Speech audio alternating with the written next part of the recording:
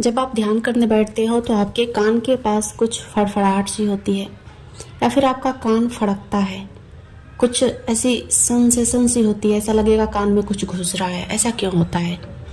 जब आप ध्यान में बैठे हो तो आपके आसपास नेगेटिव शक्तियाँ, पॉजिटिव शक्तियाँ दोनों का ही वास होता है।